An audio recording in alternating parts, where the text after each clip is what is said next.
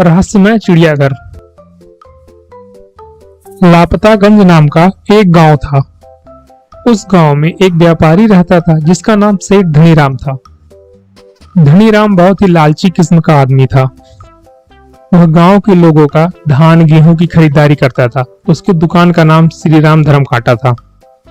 सरकारी मंडी गांव से दूर होने के कारण लोग अपना फसल सेठ धनीराम को ही बेचते थे। सेठ धनीराम इस चीज का बहुत फायदा उठाता था। गांव के भोले भाले लोग मजबूर होकर अपना फसल सेठ धनीराम को ही बेचते थे। एक दिन धनीराम अपने खरीदे हुए फसल को ट्रैक्टर से गांव के बाहर वाले गोदाम में रखने को ले जाता है।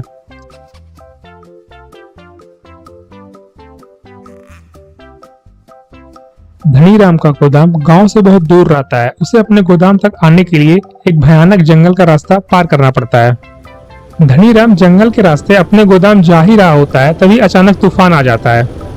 तूफान की वजह से जंगली जानवर अजीब से अजीब आवाज निकालते हैं और धनीराम डर जाता है। डर की वजह से ट्रैक्टर बंद कर देता है और दीवार की तरफ देखकर बोलता है, ये कैसा अजूबा दीवार है, मैं तो डर गया हूँ। उसे यह सब बात समझ में नहीं आ रहा था और वह मन में बोलने लगा, ऐसी अजीब आवाजें तो पहले कभी नहीं सुनी। आखिर दीवार के उस तरफ क्या हो सकता है? इस रास्ते पे गोदाम आना जाना तो मेरा लगा ही रहता है, लेकिन इस बार आखिर क्या है, उस दीवार के पीछे क्या है? अभी चल के पूरे गांव वालों को इसके बारे में बताता हूँ। रात होने की वजह से धनीराम डर गया और बिना गोदाम जाए घर को वापस आने लगा। उसे गांव पहुंचते पहुंचते सुबह हो जाती है। वो इतना डरा होता है, खड़ा होकर चेक करता है अपने ट्रॉली पे, कहीं मेरे साथ जानवर तो नहीं आ गए। मुझे खुद पर यकीन नहीं हो रहा, मैं सही सलामत घर पर आ गया। अगले दिन सुबह सुबह धनीराम गांव के चबूतरे के पास सब गांव के लोगों को बुलाता है और सबको कल रात वाली घटना बताता है। धनीराम की सारी बातें सुनकर गांव वाले वहां जाने का प्लान बनाते हैं। धनीराम कहता है, सभी लोग चलो अभी मेरे ट्रैक्टर से, अभी के अभी चलो। तभी सभी गांव के लोग धनीराम के ट्रॉली में बैठकर वहां जाने लगते हैं।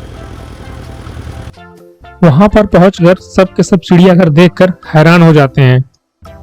तभी सेठ धनीराम मुखिया जी से बोलता है, अरे बाप रे बाप, इतना बड़ा जू, वो भी हमारे लापतागंज में, और हमें ही नहीं पता।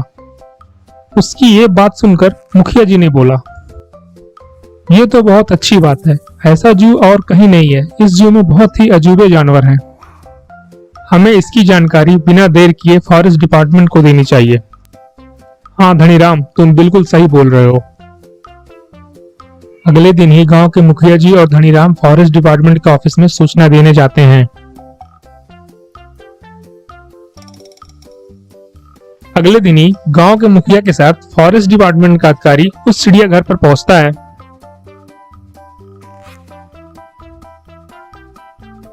मुखिया जी, आपने हमें सूचना देकर बहुत ही अच्छा काम किया है।